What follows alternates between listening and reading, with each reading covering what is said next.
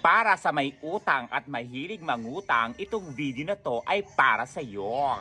Hindi naman masama ang mangutang. Ang masama ay yung hindi ka marunong magbayad ng utang. Tandaan mo, yung perang hiniram mo ay galing din yan sa pinagpaguran ng taong hiniraman mo.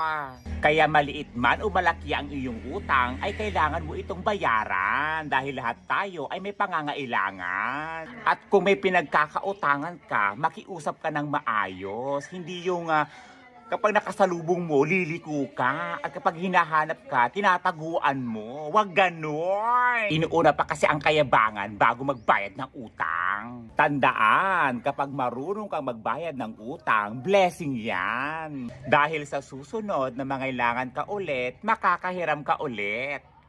Wag na wag nating gawing negosyo ang pangungutang dahil panlalamang at panloloko yan sa ating kapwa.